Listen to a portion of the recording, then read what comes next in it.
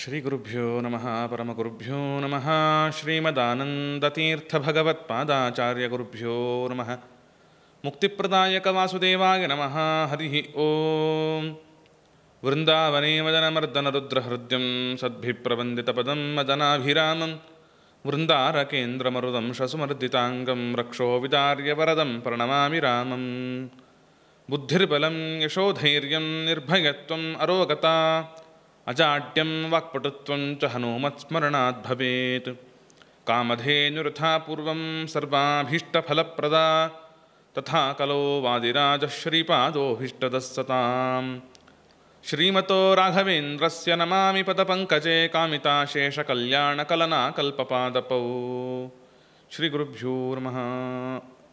ರಾಘವೇಂದ್ರ ಗುರು ಸಾರ್ವಭೌಮರಿಂದ ರಚಿತವಾದ ರಾಮಚಾರಿತ್ರ್ಯ ಮಂಜರಿ ಈ ಗ್ರಂಥದ ಒಂದು ಚಿಂತನೆಯಲ್ಲಿ ಮುಂದಿನ ಪದ್ಯ, ಮುಂದಿನ ಶ್ಲೋಕ ಹೀಗಿದೆ. ದತ್ವಾಸ್ಮೈ ಪಾದುಕೆ ಸ್ವೇ ಕ್ಷಿತಿಭರಣಕೃತೋ ಪ್ರೇಷ್ಯತಂ ಕಾಕನೇತ್ರಂ ವ್ಯಸ್ಯಾರಾಧ್ಯೋತ್ರಿನಾಮ್ನ ವನಮಥ ಸಮಿತೋ ದಂಡಕಂ ತಾಪಸೇಷ್ಟಂ ಕುರ್ವನ್ ಹತ್ವಾ ವಿರಾಧನ್ ಖಲಕುಲದಮನಂ ಯಾಚಿತಸ್ತಾಪಸಾಗ್ರೈಃ ತೇಷಾಂ ದತ್ವಾ ಭಗಂ ಸ್ವಾನ್ ಅಸಿಧನುರಿಷುಧೀನ್ ಯಾನಗಸ್ತ್ಯಾತ್ ಸಪಾಯಾತ್. ಈ ಶ್ಲೋಕದ ಒಂದು ಹಿನ್ನೆಲೆ ಹೀಗಿದೆ. ರಾಮಾಯಣದ ಅಯೋಧ್ಯಾಕಾಂಡದ ಒಂದು ಕೊನೆಯ ಭಾಗ, ಅರಣ್ಯಕಾಂಡದ ಪ್ರಾರಂಭ, ಇವೆರಡನ್ನು ಸಂಗ್ರಹ ಮಾಡ್ತಾ ರಾಘವೇಂದ್ರ ಸ್ವಾಮಿಗಳವರು ಹೇಳ್ತಾ ಇದ್ದಾರೆ. ದತ್ವಾಸ್ಮೈ ಪಾದುಕೆ ಸ್ವೇ ಕ್ಷಿತಿಭರಣ ಕೃತೌ ಎಂಬುದಾಗಿ ಈ ಒಂದು ವಿಷಯ ಹಿಂದಿನ ಶ್ಲೋಕದಿಂದ ಅನುವರ್ತಿತವಾಗಿದೆ. ಹಿಂದಿನ ಶ್ಲೋಕ ಯಾವುದು? ಶ್ರುತಜನಕ ಗತಿ ಸಾಂತ್ವಯನ್ ವ್ಯುಕ್ತತೀರ್ಥ. ಅಲ್ಲಿ ತನ್ನ ತಂದೆಯಾಗಿರತಕ್ಕಂತಹ ದಶರಥ ಮಹಾರಾಜನ ಒಂದು ವಿಷಯ, ಅಂದರೆ ಆತನು ಮೃತ್ಯು ಹೊಂದಿರತಕ್ಕಂತಹ ವಿಷಯವನ್ನು ಕೇಳಿರ್ತಕ್ಕಂತಹ ನಮ್ಮ ರಾಮಚಂದ್ರ, ಅದಕ್ಕೂ ಮುಂಚೆ ಏನಾಯಿತು, ಭರತ ನಾನಾ ಪ್ರಕಾರವಾಗಿ ರಾಮಚಂದ್ರನನ್ನು ಅಯೋಧ್ಯೆಗೆ ಬರಮಾಡಿಕೊಳ್ಳಬೇಕು ಅಂತ ಪ್ರಾರ್ಥನೆಯನ್ನು ಸಲ್ಲಿಸ್ತಾನೆ. ಎಷ್ಟು ರೀತಿಯ ಪ್ರಾರ್ಥನೆಯನ್ನು ಸಲ್ಲಿಸಿದರೂ ಕೂಡ ರಾಮಚಂದ್ರ ಪ್ರಭು ತಾನು 14 ವರ್ಷಗಳ ಕಾಲ ವನವಾಸವನ್ನು ಮುಗಿಸಿಕೊಂಡೇ ಬರ್ತೇನೆ ಅಂತ ಲಾಲಯನ್ ಆ ಭರತನನ್ನು ಕೂಡಿಸಿ ಪ್ರೀತಿಯಿಂದ ಆತನನ್ನು ಸಮಾಧಾನ ಪಡಿಸ್ತಾನೆ. ಯೋಚನೆ ಮಾಡಬೇಡ ಭರತ, ನಾನು ಖಂಡಿತವಾಗಿ ಬರ್ತೇನೆ, ಹಾಗೆ 14 ವರ್ಷಗಳು ಕಳೆದ ಮೇಲೆ ಅಂತ. ಆ 14 ವರ್ಷಗಳು ಅಂತಂದರೆ 14 ವರ್ಷಗಳ ನಂತರದಲ್ಲಿ ಕೆಲವು ವರ್ಷಗಳು ಅಂತ ಇಟ್ಕೊಳ್ಬೇಕಲ್ಲಿ. ತೂ ಅನ್ನುವ ಶಬ್ದದಿಂದ ಅಲ್ಲಿ ವಾದಿರಾಜಗುರು ಸಾರ್ವಭೌಮರು ಮಹಾಭಾರತ ತಾತ್ಪರ್ಯ ನಿರ್ಣಯ ಭಾವಪ್ರಕಾಶಿಕೆಯಲ್ಲಿ ಹೇಳ್ತಾರೆ. ಯಾಕೆಂದರೆ ರಾಮದೇವರು ಸತ್ಯವನ್ನು ಹೇಳುವವರು, ಆದ್ದರಿಂದ 14 ವರ್ಷ ಅಂದರೆ 14 ವರ್ಷ ಮುಗಿದ ತಕ್ಷಣ ಅಂತಲ್ಲ, 14 ವರ್ಷ ಮುಗಿದು ಕೆಲವು ದಿನಗಳ ನಂತರದಲ್ಲಿ ಖಂಡಿತವಾಗಿ ಬರ್ತೇನೆ ಅಂತನ್ನುವ ಸತ್ಯವಾದ ರಾಮದೇವರ ಪ್ರತಿಜ್ಞೆಯನ್ನು ಮತ್ತೆ ಮತ್ತೆ ಹೇಳ್ತಾ ಭರತನನ್ನು ಪ್ರೀತಿಪಡಿಸ್ತಕ್ಕಂತಹವರಾಗಿದ್ದಾರೆ, ಲಾಲನೆ ಮಾಡ್ತಾ ಇದ್ದಾರೆ. ಮೇಲೆ ಆ ದಶರಥನ ಒಂದು ಮೃತಿಗೆ ವಿಷಯವನ್ನು ತಿಳಿದುಕೊಂಡು ಸಾಂತ್ವಯನ್ ವ್ಯುಕ್ತತೀರ್ಥ, ತಾವು ತರ್ಪಣಾದಿಗಳನ್ನು ಕೊಡ್ತಕ್ಕವರಾದರು ಅಂತಾದ ಮೇಲೆ ಮತ್ತೆ ಭರತ ಮತ್ತು ಏನಾದರೂ ನೀನು ಬರುವವರೆಗೂ ಕೂಡ ನಾನು ಯಾವ ರೀತಿಯಾಗಿರತಕ್ಕಂತಹ ಸುಖಭೋಗವನ್ನು ಪಡುವುದಿಲ್ಲ, ನೆಲದ ಮೇಲೆ ಮಲಗಿಕೊಳ್ಳುತ್ತೇನೆ, ಗೋಮೂತ್ರದಲ್ಲಿ ಬೇಯಿಸಿದ ಅನ್ನವನ್ನು ತಿಂತೇನೆ ಅಂತ ಪ್ರತಿಜ್ಞೆಯನ್ನು ಮಾಡ್ತಾನೆ. ನಂದಿಗ್ರಾಮದಲ್ಲಿ ವಾಸ ಮಾಡ್ತೇನೆ ಅಂತ ಪ್ರತಿಜ್ಞೆಯನ್ನು ಮಾಡ್ತಾನೆ ಭರತ. ಮಹಾಭಕ್ತಿಭರಿತ ಅವನು. ಭರತ ಅಂದರೆ ಭಕ್ತಿಭರಿತ. ಯಾಕೆಂದರೆ ರಾಮನಲ್ಲಿ ಎಷ್ಟು ಭಕ್ತಿಯನ್ನು ಮಾಡಿದ್ದಾನೆ. ರಾಮದೇವರು ಬರುವವರೆಗೂ ನಾನು ನೆಲದ ಮೇಲೆ ಮಲಗುತ್ತೇನೆ, ಏಕಭುಕ್ತನಾಗಿರ್ತೇನೆ. ಅದು ಏನು ಊಟ ಮಾಡೋ ಅಂದರೆ ಅರ್ಥ ಏನು? ಗೋಮೂತ್ರ ಅಲ್ಲ, ನೀರಿನಲ್ಲಿ ಬೇಯಿಸಿದ ಊಟವನ್ನು ಮಾಡೋದೇ ನಾವು 108 ಹೆಸರಿಡ್ತೇವೆ. ಅಂಥದ್ದರಲ್ಲಿ ಭರತ ರಾಮನ ಮೇಲೆ ಎಷ್ಟು ಪ್ರೀತಿಯವನಿಗೆ ಅಂತಂದರೆ ಅವನಿಗೇನೂ ಬೇಡ, ರಾಮಚಂದ್ರ ಒಂದು ಸಾಕು. ಆದ್ದರಿಂದ ನಾನು ಗೋಮೂತ್ರದಲ್ಲಿ ಬೇಯಿಸಿದ ಅನ್ನವನ್ನು ಊಟ ಮಾಡ್ತೇನೆ ಅಂತನಬೇಕಾದರೆ ಆತನ ವೈರಾಗ್ಯ, ರಾಮದೇವರಲ್ಲಿರ್ತಕ್ಕಂತಹ ಭಕ್ತಿ, ರಾಮನ ಸರ್ವೋತ್ತಮತ್ವದಲ್ಲಿರ್ತಕ್ಕಂತಹ ಜ್ಞಾನದ ಮೇರುತ್ವ, ಇದೆಲ್ಲವೂ ಕೂಡ ಭರತ ನಮಗೆ ಆದರ್ಶಪ್ರಾಯನಾಗಿ ನಿಲ್ತಾನೆ.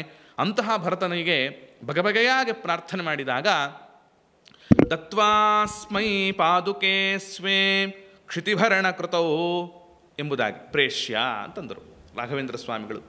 ಇಲ್ಲೇನು ಹೇಳ್ತಾ ಇದ್ದಾರೆ? ರಾಮಚಂದ್ರ ದೇವರು ತಮ್ಮ ಪಾದುಕೆಗಳನ್ನು ಕೊಟ್ಟು ಕಳಿಸಿದರಂತೆ. ಇದನ್ನೇ ಪಟ್ಟಾಭಿಷೇಕ ಮಾಡಪ್ಪ ಹಾಗೆ ಅಂತ ಭರತ ತಾನೂ ಕೂಡ ಸ್ವೀಕಾರ ಮಾಡಿಕೊಂಡು ಹೋದ. ಆದರೆ ನಮಗೊಂದು ಪ್ರಶ್ನೆ ಬರ್ತದೆ ಇಲ್ಲಿ, ಈ ಪಾದುಕೆಯನ್ನು ಕೊಟ್ಟು ಕಳಿಸಿದ ರಾಮಚಂದ್ರ ಅಂತ ಹೇಳ್ತೀರಿ, ಆದರೆ ವಾಲ್ಮೀಕಿ ರಾಮಾಯಣದಲ್ಲಾಗಲಿ ಬೇರೆ ಕಡೆಯಲ್ಲಾಗಲಿ ರಾಮದೇವರು ಕಾಡಿಗೆ ಹೋಗುವಾಗ ಏನೇನು ತೆಗೆದುಕೊಂಡು ಹೋದ ಅಂತ ಸ್ಪಷ್ಟ ವಿವರಣೆ ನಮಗೆ ಸಿಗುತ್ತದೆ. ಆ ಬತ್ತಳಿಕೆ, ಬಿಲ್ಲು, ನಾರುಮಡಿ ಇವುಗಳನ್ನೆಲ್ಲವನ್ನು ಧಾರಣೆ ಮಾಡಿಕೊಂಡು ಹೋದನೇ ಹೊರತು ಮತ್ತು ಅವನು ಸುವರ್ಣಮಯವಾಗಿರ್ತಕ್ಕಂತಹ ಪಾದುಕೆಗಳನ್ನು ಹೇಗೆ ತೆಗೆದುಕೊಂಡು ಹೋದ, ಅದು ಎಲ್ಲಿದೆ ಅಂತಂದರೆ ಅದಕ್ಕೆ ಸತ್ಯಧರ್ಮ ತೀರ್ಥರು ಉತ್ತರ ಕೊಡ್ತಾರೆ ರಾಮಾಯಣ ವ್ಯಾಖ್ಯಾನದಲ್ಲಿ. ಅವರಂದರು, ರಾಮದೇವರ ಪಾದುಕೆಗಳನ್ನು ಭರತ ತಾನು ಬರಬೇಕಾದ್ರೆ ತೆಗೆದುಕೊಂಡೇ ಬಂದಿದ್ದ ಅಂತ. ಅಯೋಧ್ಯೆಯಿಂದ ತೆಗೆದುಕೊಂಡೇ ಬಂದಿದ್ದ, ಅದನ್ನು ರಾಮದೇವರಿಗೆ ಸಮರ್ಪಣೆ ಮಾಡಿ ಮತ್ತು ಅದನ್ನೇ ತಾನು ತಲೆಯ ಮೇಲೆ ಹೊತ್ತುಕೊಂಡು ಬಂದ ಅಂತ ಈ ತರಹದೊಂದು ವಿವರಣೆಯನ್ನು ಮಹಾಪ್ರಭುಗಳು ತಿಳಿಸಿಕೊಡುತ್ತಾರೆ. ಆದ್ದರಿಂದ ದತ್ವಾಸ್ಮೈ ಪಾದುಕೆ ಸ್ವೇ ಕ್ಷಿತಿಭರಣ ಕೃತೌ ಪ್ರೇಷ್ಯತಂ ಕಾಕನೇತ್ರಂ. ಆ ಯಾವ ಪಾದುಕಾ ಪಟ್ಟಾಭಿಷೇಕವನ್ನು ಮಾಡಿದ ವಾದಿರಾಜರಂತಾರೆ, ಅಯೋಧ್ಯ ನಾಮನಗರಿ ಭಾತಿ ಸಾಧ್ವೀ ವಧೂರಿವ. ಅಯೋಧ್ಯ ಪಟ್ಟಣ ಪತಿವ್ರತೆಗಿಂತೆ ಕಂಗೊಳಿಸ್ತಾ ಇದೆ ಅಂತಾರೆ ವಾದಿರಾಜರು. ಯಾತಕ್ಕೋಸ್ಕರ? ಅದು ಇವತ್ತಲ್ಲ ಮತ್ತೀಗ, ಹಿಂದೆ ಅಲ್ಲ, ಎಂದೆಂದಿಗೂ ಪತಿವ್ರತೆ ಅಯೋಧ್ಯ ನಗರ. ಯಾಕೆ ಗೊತ್ತಾ?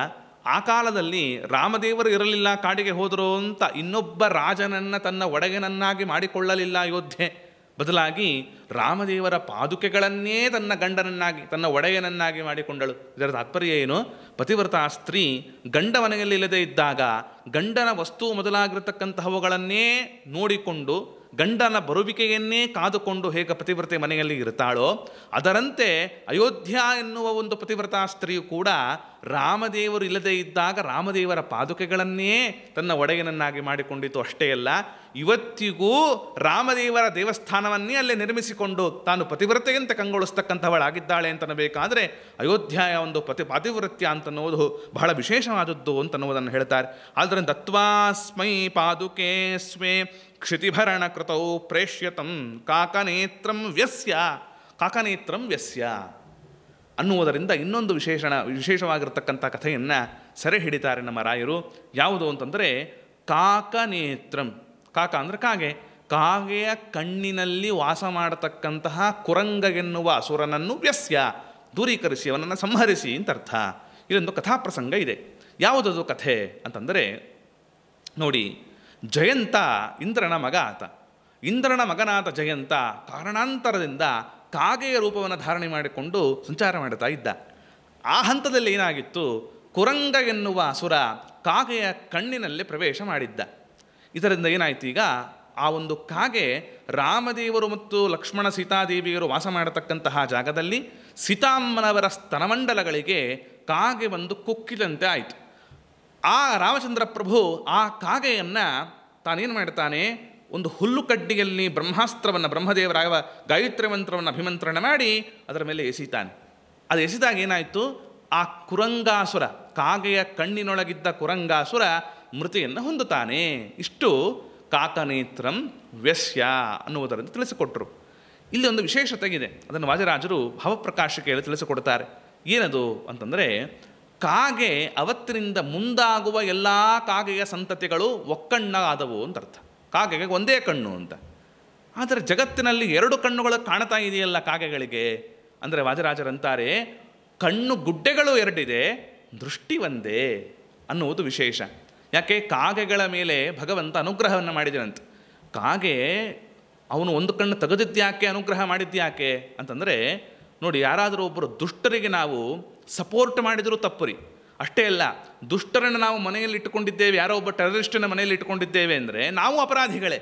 ಅದರಂತೆ ಕುರಂಗಾಸುರ ಅವನು ಬಂದರೆ ನಮಗೆ ಬಲ ಜಾಸ್ತಿ ಆಗತ್ತೆ ಅಂತ ಕಾಗೆಗಳು ತನ್ನ ಮನೆಯಲ್ಲಿ, ತನ್ನ ಕಣ್ಣುಗಳಲ್ಲಿ ಆಶ್ರಯವನ್ನು ಕೊಟ್ಟವು. ಇದೇ ಅವರು ಕಾಗೆಗಳು ಮಾಡಿದ ತಪ್ಪು.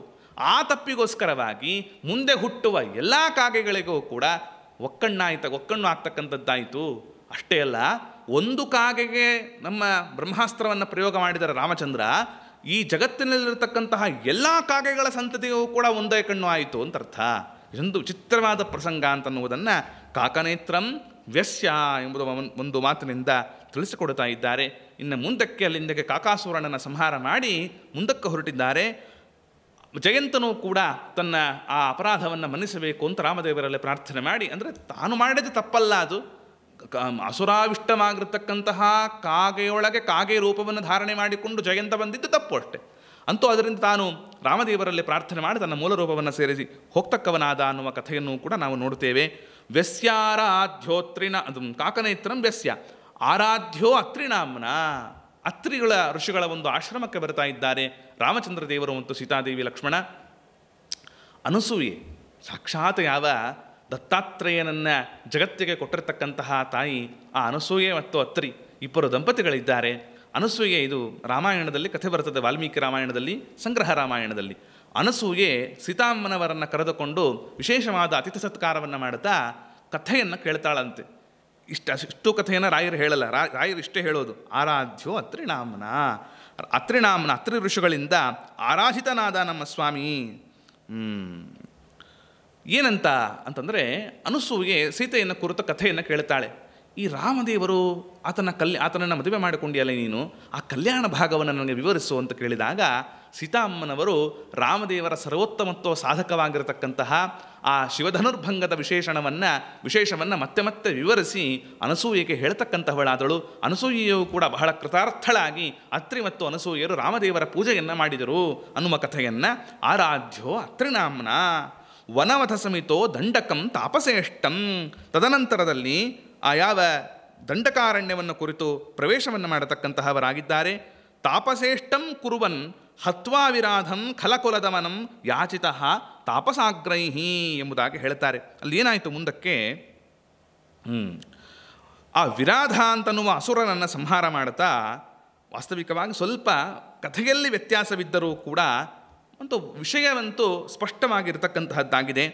ಅಲ್ಲಿ ಮುಂದೆ ಏನಾಯಿತು, ತಾಪಸೇಷ್ಟಂ ತಾಪಸನಿಗೆ ಇಷ್ಟವನ್ನು ಕೊಟ್ಟರು. ಯಾವ ತಾಪಸ ಅಂತಂದರೆ ಶರಭಂಗ ಋಷಿಗಳು.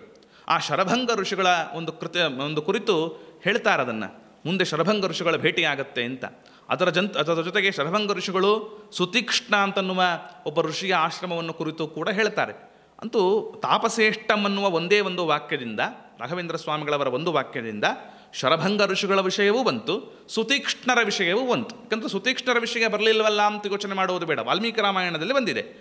ಈ ಶರಭಂಗ ಋಷಿಗಳು ಸ್ವಲ್ಪ ಹತ್ತಿರದಲ್ಲಿ ಅತ್ರಿ ಋಷಿಗಳು ಹೇಳಿರ್ತಾರೆ, ಮುಂದೆ ಶರಭಂಗ ಋಷಿಗಳ ಆಶ್ರಮ ಇದೆ ಹೀಗೆ ಅಂತ. ರಾಮಚಂದ್ರ ದೇವರು ಸಂಚಾರ ಮಾಡುವಾಗ ದೂರದಲ್ಲಿ ಇಂದ್ರದೇವರು ಬಂದು ಶರಭಂಗ ಋಷಿಗಳಿಗೆ ಜೊತೆಗೆ ಸಂವಾದ ಮಾಡತಕ್ಕಂತಹ ವಿಷಯವನ್ನು ನೋಡ್ತಾನೆ ರಾಮಚಂದ್ರ. ಇಂದ್ರದೇವರು ಸೂಚಿಸ್ತಾರೆ, ಯಾರಿಗೆ? ಶರಭಂಗ ಋಷಿಗಳಿಗೆ. ರಾಮಚಂದ್ರ ಬರ್ತಾ ಇದ್ದಾನಪ್ಪ ಅಲ್ಲಿ, ಆಯಿತಾ, ನಾನು ಈಗ ಆತನ ಜೊತೆಗೆ ಸಂವಾದ ಮಾಡುವಂತೆ ಇಲ್ಲ ಅಂತ ಇಂದ್ರದೇವರು ಹೇಳಿ ತಾವು ಅಂತರ್ಧಾನವನ್ನು ಹೊಂದಿಬಿಡುತ್ತಾರೆ. ಯಾಕೆಂದರೆ ಇಂದ್ರದೇವರು ಅಲ್ಲೇ ಇದ್ದಿದ್ದರೆ ರಾಮದೇವರು ಸರ್ವೋತ್ತಮ ವಿಷ್ಣು ಮಹಾವಿಷ್ಣು ಅಂತ ಜಗತ್ತಿಗೆ ಗೊತ್ತಾಗಿಬಿಡ್ತಿತ್ತು. ಅದಕ್ಕೆ ಇಂದ್ರದೇವರು ಏನು ಮಾಡಿದ್ರು, ನಾನು ಇಲ್ಲಿ ಇರುವಂತೆ ಇಲ್ಲ, ನಾನು ಹೋಗಿಬಿಡ್ತೇನೆ ಅಂತ ಇಂದ್ರದೇವರು ಅಂತರ್ಧಾನ ಹೊಂದಿದರು. ಶರಭಂಗ ಋಷಿಗಳಿಗೆ ಬಹಳ ಸಂತೋಷ ಆಯಿತು. ರಾಮದೇವರು ನಮ್ಮ ಆಶ್ರಮಕ್ಕೆ ಬರ್ತಾ ಇದ್ದಾರಲ್ಲ, ನನ್ನ ದೇಹ ಜರ್ಜರಿತವಾಗಿದೆ, ಮತ್ತು ಜರ್ಜರಿತವಾದ ದೇಹದಿಂದ ಇನ್ನೇನು ಅಂತಹ ಕ್ರಮವಾಗಿ ಎಲ್ಲ ಅನುಷ್ಠಾನವನ್ನು ಮಾಡತಕ್ಕಂತಹ ಸಾಮರ್ಥ್ಯ ಶಕ್ತಿ ನನ್ನ ಇಲ್ಲಿ ಇಲ್ಲ, ಎಲ್ಲ ಕುಂದು ಹೋಗ್ತಾ ಇದೆ. ಇಂತಹ ಜರ್ಜರಿತವಾದ ಶರೀರವನ್ನು ಇಟ್ಟುಕೊಂಡು ಯಾವುದೇ ಅನುಷ್ಠಾನವನ್ನು ಮಾಡದೇ ಇರುವ ಪಕ್ಷದಲ್ಲಿ ನನ್ನ ಮನಸ್ಸು ಅದನ್ನು ಒಪ್ಪುವುದಿಲ್ಲ. ಈ ದೇಹ ಇದ್ದು ಏನು ಪ್ರಯೋಜನ? ಆದ್ದರಿಂದ ಈ ದೇಹವನ್ನು ತ್ಯಾಗ ಮಾಡಬೇಕು ಅಂತಿದ್ದೇನೆ.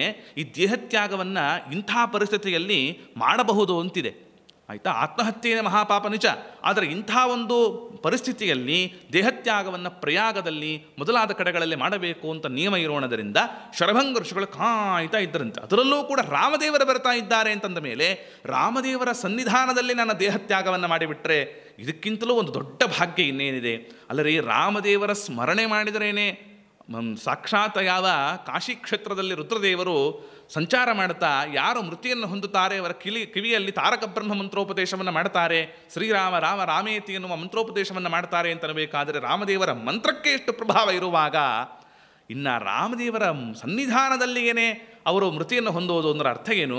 ಆದ್ದರಿಂದ ಶರಭಂಗ ಋಷಿಗಳು ಕಾಯ್ತಾ ಕೂತಿದ್ರಂತೆ. ರಾಮದೇವರು ಬಂದರು, ವಿಶೇಷವಾಗಿರತಕ್ಕಂತಹ ಸತ್ಕಾರವನ್ನು ಮಾಡಿದರು ಶರಭಂಗ ಋಷಿಗಳು. ರಾಮ, ನಿನ್ನ ಅನುಗ್ರಹದಿಂದ ನಾನು ನಿನ್ನ ಮುಂಭಾಗದಲ್ಲಿಗೆ ನನ್ನ ಯಾವ ಅಂತರಾಗ್ನಿಯಿಂದ ಜ್ವಲಿಸಿಕೊಂಡು ದೇಹವನ್ನು ತ್ಯಾಗ ಮಾಡತಕ್ಕವನಾಗುತ್ತೇನೆ ಎಂಬುದಾಗಿ ಶರಭಂಗ ಋಷಿಗಳು ಅಪ್ಪಣೆಯನ್ನು ಕೇಳುತ್ತಾ ತಾವು ವಿಶೇಷವಾದ ರೀತಿಯಲ್ಲಿ ದೇಹತ್ಯಾಗವನ್ನು ರಾಮದೇವರ ಸನ್ನಿಧಾನದಲ್ಲಿ ಮಾಡತಕ್ಕವರಾಗಿದ್ದಾರೆ. ಆದ್ದರಿಂದ ತಾಪಸೇಷ್ಟಂ ಎಂಬುದಾಗಿ ಹೇಳಿದರು. ಹೇಳ್ತಾರೆ ಮುಂದೆ ಶರಭಂಗ ಋಷಿಗಳು, ಮುಂದೆ ಸುತೀಕ್ಷ್ಣರ ಆಶ್ರಮ ಇದೆ, ಅಲ್ಲಿಗೂ ಹೋಗಿ ನೀನು ವಿಶೇಷವಾಗಿರತಕ್ಕಂಥ ಸತ್ಕಾರವನ್ನು ಸ್ವೀಕಾರ ಮಾಡು ಹಾಗೆ ಅಂತ ಹೇಳಿದರು. ತಾಪಸೇಷ್ಟಂ ಕುರುವನ್, ಅಲ್ಲಿಯೂ ಕೂಡ ಅದು ಅನ್ವಯ ಆಯಿತು. ವಿರಾಧಂ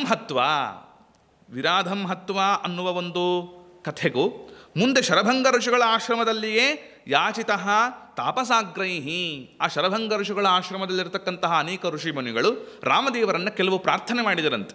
ಆಯಿತು, ಆ ಕಥಾಭಾಗ ಮತ್ತು ವಿರಾಧನ ಕಥಾಭಾಗ. ಸ್ವಲ್ಪ ಅದನ್ನು ಹಿಂದೆ ಮುಂದಾಗಿ ನೋಡಿದುಕೊಂಡಾಗ ಮೊಟ್ಟ ಮೊದಲು ನಡೆದಿದ್ದು ಯಾವುದು ಅಂತಂದರೆ ಶರಭಂಗ ಋಷಿಗಳ ಆಶ್ರಮದಲ್ಲಿ ನಡೆದಿರತಕ್ಕಂತಹ ತಪಸ್ವಿಗಳ ಪ್ರಾರ್ಥನೆ. ಏನು ಪ್ರಾರ್ಥನೆ? ತಾಪಸಾಗ್ರೈಹಿ ಯಾಚಿತಃ. ಏನಂತ? ಖಲಕುಲದಮನಂ, ಸ್ವಾಮಿ ಖಲಕುಲದಮನವನ್ನು ಮಾಡತಕ್ಕವನಾಗಬೇಕಪ್ಪ ನೀನು ಅಂತ ಪ್ರಾರ್ಥನೆ ಮಾಡಿದಾಗ ಅವರೆಲ್ಲರಿಗೂ ಕೂಡ ಅಭಯಂ ದತ್ವ, ರಾಮಚಂದ್ರ ದೇವರು ಅಭಯವನ್ನು ಕೊಟ್ಟರು. ಏನು ಪ್ರಸಂಗ ಅದು ಅಂತಂದರೆ, ಈ ಶರಭಂಗ ಋಷಿಗಳ ಆಶ್ರಮದಲ್ಲಿ ನಾನಾ ತರಹದ ಋಷಿಮುನಿಗಳಿದ್ದರಂತೆ. ಎಂಥೆಂಥವರು ಅಂದರೆ ಅಶ್ಮಕುಟ್ಟಕರು ಅಂತ ಇದ್ದರಂತೆ. ಆಯಿತಾ? ಇನ್ನು ಕೆಲವರು ತಪಸ್ಸನ್ನು ವಿಶೇಷವಾದ ರೀತಿಯಲ್ಲಿ ನೀರನ್ನು ಮಾತ್ರ ಪಾನ ಮಾಡಿಕೊಂಡು ತಪಸ್ಸು ಮಾಡುವವರಿದ್ದರಂತೆ, ಗಾಳಿಯನ್ನು ಮಾತ್ರ ಪಾನ ಮಾಡಿಕೊಂಡು ತಪಸ್ಸು ಮಾಡುವವರಿದ್ದರಂತೆ. ಹೀಗೆ ನಾನಾ ತರಹದ ಒಂದು ತಪಸ್ವಿಗಳ ಒಂದು ಸಂಗಮ ಆ ಶರಭಂಗ ಋಷಿಗಳ ಆಶ್ರಮ. ಅಶ್ಮಕುಟ್ಟಕರು ಅಂದರೆ ಏನು ಗೊತ್ತೇನು? ಅವರು ಯಾವುದೇ ಪದಾರ್ಥವನ್ನು ತಿನ್ನಬೇಕು ಅಂತಾದರೂ ಅದು ಕಲ್ಲಿನಿಂದಲೇ ಕುಟ್ಟಿ ಜಜ್ಜಿ, ಕಲ್ಲಿನಿಂದ 2 ಹೋಳಾದರೆ ಮಾತ್ರ ಅವರು ಆ ಕಲ್ಲಿಟ್ಕೊತಿದ್ರಲ್ಲ, ಆ ಪದಾರ್ಥವನ್ನು ಮಾತ್ರ ಸ್ವೀಕಾರ ಮಾಡುವ ಋಷಿಗಳು. ಅಂತಹ ಮಹಾನುಭಾವರುಗಳೆಲ್ಲ ಇದ್ದರು ಆಶ್ರಮದಲ್ಲಿ. ಇನ್ನು ಅನೇಕ ರೀತಿಯ ಋಷಿಗಳ ಬಗ್ಗೆಲ್ಲ ವರ್ಣನೆ ಬರ್ತದೆ ವಾಲ್ಮೀಕಿ ರಾಮಾಯಣ ಮತ್ತು ಸಂಗ್ರಹ ರಾಮಾಯಣದಲ್ಲಿ. ಅಂಥ ಋಷಿಗಳೆಲ್ಲರೂ ಕೂಡ ರಾಮದೇವರಲ್ಲಿ ಬಂದು ಪ್ರಾರ್ಥನೆ ಮಾಡ್ತಾರೆ. ಏನಂತ? ಸ್ವಾಮಿ, ಏನಿಲ್ಲ, ಆ ಮಂದಾಕಿನಿ ನದಿ ತೀರವನ್ನು ಒಮ್ಮೆ ಗಮನಿಸು, ಪಂಪಾ ನದಿ ತೀರವನ್ನು ಒಮ್ಮೆ ಗಮನಿಸು, ಅಲ್ಲಿಂದ ಹಿಡಿದುಕೊಂಡು ಮಂದಾಕಿನಿ ನದಿ ತೀರದವರೆಗೂ ಕೂಡ ಸುತ್ತಮುತ್ತಲಿನ ಇಕ್ಕೆಲೆಗಳ ಆಶ್ರಮಗಳಲ್ಲಿ ಅನೇಕವಾದ ಋಷಿಮುನಿಗಳು ತಾವು ದೇಹವನ್ನು ಗಾಯ ಮಾಡಿಕೊಂಡು ಬಿದ್ದಿದ್ದಾರಪ್ಪ. ಇದಕ್ಕೆಲ್ಲ ಯಾರ ಕಾರಣ ಗೊತ್ತಾ? ರಾಕ್ಷಸರು, ಪಾಪಿಗಳಾದ ರಾಕ್ಷಸರು ಇಡೀ ಸುತ್ತಮುತ್ತಲೂ ಕೂಡ ಬೆಳೆದು ನಿಂತಿದ್ದಾರೆ. ಆ ರಾಕ್ಷಸರ ಸಂಹಾರ ಆಗಬೇಕಾಗಿದೆ, ಅದು ನಿನ್ನಿಂದ ಆಗಬೇಕು ಅಂತ ಪ್ರಾರ್ಥನೆ ಮಾಡಿದಾಗ ನೋಡಿ, ಇದನ್ನು ರಾಮದೇವರು ಮುಂಚೆ ಹೇಳಿರ್ತಾರೆ ಭರತನಿಗೆ. ಭರತ ಒಂದು ಮಾತಂತಾನೆ, ರಾಮ ಅಣ್ಣ ಏನೇ ಹೇಳು, ಭರತನದ್ದು ಬಹಳ ತಪ್ಪಿದೆ, ಕೈಕೇಯಿದು ಬಹಳ ತಪ್ಪಿದೆ ಅಂತ ಸ್ವಲ್ಪ ಈ ಪ್ರಸಂಗದಲ್ಲೇ ಬರ್ತದೆ, ಅದು ಅಯೋಧ್ಯಾಕಾಂಡದಲ್ಲೇ ಬರ್ತದೆ. ಆಗ ರಾಮದೇವರು ಹೇಳಿರ್ತಾರೆ, ಭರತ ಅದು ಲಕ್ಷ್ಮಣ ಮತ್ತೆ ಮತ್ತೆ ಭರತನನ್ನು ಬೈಬೇಡಪ್ಪ, ಮಹಾಭಕ್ತ ಅವನು. ಜೊತೆಗೆ ಆ ಕೈಕೇಯಿ ಆಕೆ ಮಹಾಪತಿವ್ರತೆ, ಅವಳನ್ನು ನಿಂದನೆ ಮಾಡಬೇಡ, ನನ್ನ ತಾಯಿಯವಳು ಮಾತೃ ನಿಂದನೆ ಮಹಾಪಾಪ ಅಂತ ಎಚ್ಚರಿಸ್ತಾನೆ. ಅಂಥ ಮಹಾನುಭಾವ ರಾಮಚಂದ್ರ. ಕೈಕೇಯಿಯ ಬಗ್ಗೆ ಒಂದು ಮಾತು ಹೇಳ್ತಾನೆ ರಾಮಚಂದ್ರ, ನೋಡು ಲಕ್ಷ್ಮಣ, ಕೈಕೇಯಿಯಿಂದ ನಾನು ಕಾಡಿಗೆ ಬಂದೆ ನಾವೆಲ್ಲೂ ಅಂತ ಅನ್ಕೋಬೇಡ, ಕೈಕೇಯಿ ನಿಮಿತ್ತ ಅಷ್ಟೇ. ಋಷಿಗಳ ಒಂದು ಪ್ರಾರ್ಥನೆ ನೋಡಿದಾಗ ಗೊತ್ತಾಗತ್ತೆ. ಋಷಿಗಳು ಏನು ಪ್ರಾರ್ಥನೆ ಮಾಡಿದರು? ಆ ಕಾಡಿನಲ್ಲಿರ್ತಕ್ಕಂತಹ ಅಸುರರ ಸಂಹಾರ ಆಗಬೇಕಾಗಿದೆ, ಅದಕ್ಕೆ ನಾವು ಕಾಡಿನಲ್ಲಿ ಸಂಚಾರ ಮಾಡ್ತಾ ಇದ್ದೇವೆ ಅಂತ ಅನ್ನೋ ವಿಷಯವನ್ನು ತಿಳಿಸಿಕೊಟ್ಟು ಖಲಕುಲ ದಮನಂ ಯಾಚಿತಃ, ಅದು ತಾಪಸವರೇಣ್ಯರಾಗಿರ್ತಕ್ಕಂತಹ ಋಷಿಮುನಿಗಳು ಪ್ರಾರ್ಥನೆ ಮಾಡಿದಾಗ ಅವರೆಲ್ಲರಿಗೂ ಕೂಡ ಅಭಯವನ್ನು ಕೊಟ್ಟ. ಸ್ವಲ್ಪ ಮುಂದಕ್ಕೆ ಹೋಗುವಾಗ ವಿರಾಧ ಅಂತಕ್ಕಂಥ ಅಸುರ ಅವನೇನು ಮಾಡ್ತಾನೆ?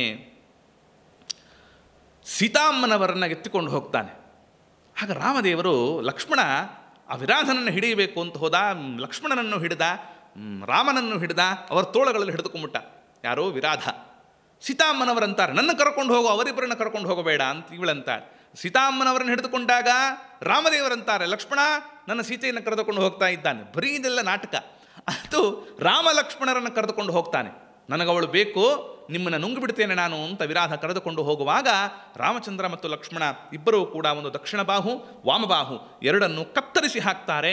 ಆಗ ವಿರಾಧನಿಗೆ ಎಚ್ಚರಿಕೆ ಆಗ್ತದೆ, ಓಹೋ, ನಾನು ಇಲ್ಲಿಗೆ ಬಂದಿದ್ದು ಯಾತಕ್ಕೆ?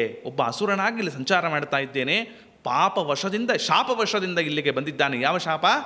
ವಿರಾಧ ರಾಮಚಂದ್ರ ದೇವರಲ್ಲಿ ಕೇಳ್ಕೊಳ್ತಾನೆ, ಸ್ವಾಮಿ ನೀನು ಮಹಾನುಭಾವ, ನನಗೆ ಗೊತ್ತಾಗಲಿಲ್ಲ, ಅಪರಾಧ ಮಾಡಿಬಿಟ್ಟೆ, ನಾನು ಶಾಪಗ್ರಸ್ತನಾಗಿ ಇಲ್ಲಿ ಬಂದಿದ್ದೇನೆ. ಏನು ಶಾಪ ಅಂದರೆ, ಕುಬೇರನ ಆಸ್ಥಾನದಲ್ಲಿ ನಾನು ಒಬ್ಬ ಗಾಯಕ, ಯಾರು?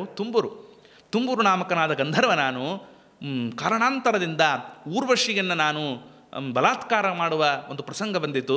ಅದರಿಂದ ನಾನು ಕುಬೇರನಿಂದ ಶಪ್ತನಾಗಿ ಈ ಅಸುರ ಯೋನಿಯಲ್ಲಿ ಬಂದಿರತಕ್ಕಂತಹವನಾಗಿದ್ದೇನೆ. ನನ್ನ ಶಾಪವನ್ನು ವಿಮೋಚನೆ ಮಾಡಿದ್ದೀಯಪ್ಪ. ಕುಬೇರ ಅವತ್ತು ಹೇಳಿದ್ದ, ಇವತ್ತೇನಂತ, ರಾಮದೇವರಿಂದ ಅನುಗ್ರಹಿತನಾಗುತ್ತೀಯ ಅಂತ. ಇವತ್ತು ರಾಮದೇವರು ನೀನು ಅನುಗ್ರಹ ಮಾಡಿ ನನಗೆ ಉದ್ಧಾರವನ್ನು ಮಾಡತಕ್ಕವನಾಗಿದ್ದೀಯೋ. ಬ್ರಹ್ಮನಿಂದ ನಾನು ಅವಧ್ಯತ್ವ ವರವನ್ನು ಸ್ವೀಕಾರ ಮಾಡಿದ್ದೆ, ಆದರೆ ಆ ರಾಮದೇವರ ಕಾರುಣ್ಯ, ನಿನ್ನ ಕಾರುಣ್ಯ ನನ್ನನ್ನು ಈ ರೀತಿಯ ಬಿಡುಗಡೆಗೊಳಿಸ್ತಕ್ಕಂಥದ್ದಾಯಿತು ಅನ್ನುವುದಾಗಿ ಆ ವಿರಾಧನ ಪ್ರಾರ್ಥನೆ ಮಾಡತಕ್ಕವನಾದ. ಆದ್ದರಿಂದ ಹತ್ವಾ ವಿರಾಧಂ, ಅವನ ಹತ್ವ ಅಂದ್ರೇನು? ಅವನನ್ನು ದೊಡ್ಡದಾಗಿರ್ತಕ್ಕಂಥ ಹಳ್ಳವನ್ನು ಮಾಡಿ ಮುಚ್ಚಿ ಹಾಕಿಬಿಟ್ರು ವಿರಾಧನನ್ನು ಅಂತ ತೋರಿಸಿಕೊಡ್ತಾರೆ. ಆತನೇ ಪ್ರಾರ್ಥನೆ ಮಾಡ್ತಾನೆ ವಿರಾಧ, ನನ್ನ ಹಳ್ಳ ಮಾಡಿ ಮುಚ್ಚಿ ಹಾಕಿಬಿಡಿ ಅಂತ. ಆಯಿತಾ? ಅದಾದ ಮೇಲೆ ಅಗಸ್ತ್ಯರ ಆಶ್ರಮಕ್ಕೆ ಹೋಗ್ತಾನೆ. ಅಗಸ್ತ್ಯರ ಆಶ್ರಮಕ್ಕೆ ಹೋದಾಗ ಅಗಸ್ತ್ಯ ಋಷಿಗಳು, ಆಯಿತಾ, ಅವರಲ್ಲಿ ಇರತಕ್ಕಂತಹ ಎಲ್ಲವನ್ನೂ ಕೂಡ ರಾಮದೇವರಿಗೆ ಸಮರ್ಪಣೆ ಮಾಡ್ತಾರೆ. ಏನನ್ನು ಕೊಡ್ತಾರೆ ಅಂತಂದರೆ, ಅಸಿ ಧನುರ್ ಇಶುಧೀನ್. ಅಸಿ ಅಂದರೆ ಖಡ್ಗ, ಧನು ಅಂದರೆ ಶಾರ್ಂಗಧನಸ್ಸು. ಇಷುಧಿ ತುಣೀರ ಅಂದರೆ ಆ ಬಾಣಗಳ ಒಂದು ಸಮೂಹ, ಇವುಗಳೆಲ್ಲವನ್ನೂ ಕೂಡ ಅಗಸ್ತ್ಯ ಋಷಿಗಳು ಭಗವಂತನಿಗೆ ಸಮರ್ಪಣೆ ಮಾಡತಕ್ಕಂತಹವರಾಗುತ್ತಾರೆ ಅಂದ್ರೇನು, ಅದೆಲ್ಲವೂ ಭಗವಂತನದ್ದೇ. ಭಗವಂತನದ್ದನ್ನು ಇಂದ್ರದೇವರಿಗೆ ಕೊಟ್ಟಿರುತ್ತಾರೆ, ಇಂದ್ರದೇವರು ಅಗಸ್ತ್ಯರಿಗೆ. ಯಾಕೆ ಅಗಸ್ತ್ಯರ ಮುಂದೆ ರಾಮದೇವರಿಗೆ ಕೊಡ್ತಾರೆ ಎನ್ನುವುದೆಲ್ಲ ಗೊತ್ತಿದೆ. ಆದ್ದರಿಂದ ಭಗವಂತನ ಆಭರಣ, ಕೆರೆ ನೀರನ್ನು ಕೆರೆಗೆ ಚೆಲ್ಲಿ ಎನ್ನುವಂತೆ ಆ ಎಲ್ಲವನ್ನು ಅಗಸ್ತ್ಯರಿಗೆ ಪುಣ್ಯ ಕೊಡಬೇಕಲ್ಲ, ಅಗಸ್ತ್ಯರಿಗೆ ಪುಣ್ಯ ಬರಬೇಕು ಅನ್ನುವ ಕಾರಣಕ್ಕೋಸ್ಕರ ಅಗಸ್ತ್ಯರ ಆಶ್ರಮದಲ್ಲಿ ತಾನು ವಿಶೇಷವಾದ ಆತಿಥ್ಯವನ್ನು ಸ್ವೀಕಾರ ಮಾಡಿ ಎಲ್ಲ ರೀತಿಯ ಒಂದು ಬಾಣ, ಬಿಲ್ಲು, ಖಡ್ಗ ಮೊದಲಾದವುಗಳನ್ನು ಅವರಿಂದ ಸ್ವೀಕಾರ ಮಾಡಿ ಅನುಗ್ರಹವನ್ನು ಮಾಡಿದ ಅನ್ನುವಲ್ಲಿಗೆ 4ನೇ ಪದ್ಯದ ವಿವರಣೆಯನ್ನು, ಅಂದರೆ ರಾಘವೇಂದ್ರ ಸ್ವಾಮಿಗಳವರು ಇಷ್ಟು ವಿಷಯಗಳನ್ನು ಒಂದು ಪದ್ಯದಲ್ಲಿ ಸಂಗ್ರಹ ಮಾಡ್ತಾರೆ ಅಂದರೆ ನಿಜವಾಗಲೂ ಅವರ ಚಾತುರ್ಯ ಅಂತನ್ನುವುದು ಅತ್ಯದ್ಭುತವಾದದ್ದು ಅಂತನ್ನುವುದನ್ನು ಮತ್ತೆ ಮತ್ತೆ ಅವರನ್ನು ಸ್ಮರಿಸ್ತಾ ಶ್ರೀಕೃಷ್ಣಾರ್ಪಣಮಸ್ತು.